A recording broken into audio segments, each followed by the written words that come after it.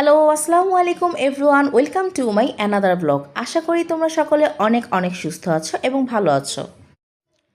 আজকের ব্লগটা শুরু করছিলাম আমার শাশুড়ির বাসায় কখন গিয়েছিলাম, কি কি খাওয়া দাওয়া করেছিলাম সেটারই একটি ভিডিও ব্লগ তোমাদের সাথে শেয়ার করতে চলে আসলাম। তো সেই দিন ছিল শুক্রবার, আমি দুপুরবেলা আমার মেয়েকে নিয়ে শাশুড়ির বাসায় চলে গিয়েছিলাম। দেখি আম্মু এখানে অনেক খাবারের আয়োজন করেছিল।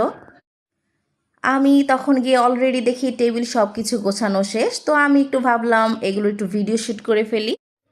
তো এখানে ছিল চিকেন রোস্ট, আর করেছিল চিংড়ি মাছের মালাইকারি, এখানে ছিল সাদা প্লেন পোলাও,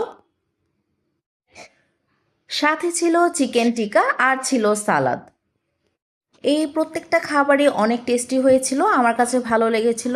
আমার শাশুড়ির হাতের রান্না সবসময় আমি বলি তার হাতের রান্না খুবই ভালো, কিন্তু আমার কাছে সেদিন পার্সোনালি ভালো লেগেছিল চিংড়ি মাছের মালাইকারিটা।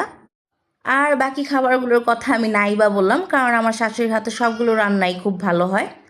তারপরে সবাই মিলে আমরা ড্রয়িং রুমে বসেছিলাম। এখানে বাচ্চারা টিভিতে গান দেখছিল, গান দেখে ওরা একটু নাচানাচি করছিল, তো সেটারই একটু ভিডিও ক্লিপ শ্যুট করে নিলাম।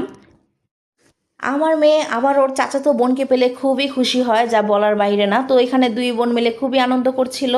তো যাই হোক, এরপরে রান্নাঘরে এসে দেখি আম্মু আবার এখানে চিকেন তান্দুরি করছিল রাত্রেবেলা খাবারের জন্য। আম্মু আবার এখানে খিচুড়ি রান্না করতে চেয়েছিল, আমি নিষেধ করেছিলাম, কারণ অনেক খাবার ছিল, এজন্য আমি আর খিচুড়ি রান্না করতে দেইনি। এরপরে আমরা সবাই মিলে রাত্রেবেলা চিকেন তান্দুরি দিয়ে পোলাও খেয়ে নিয়েছিলাম। চিকেন তান্দুরিটা কিন্তু অনেক ইয়াম্মি হয়েছিল খেতে। তো বন্ধুরা, আজ এই পর্যন্তই ছিল আমার ভিডিও ব্লগ। দেখা হবে নেক্সট ডেতে। আল্লাহ হাফেজ।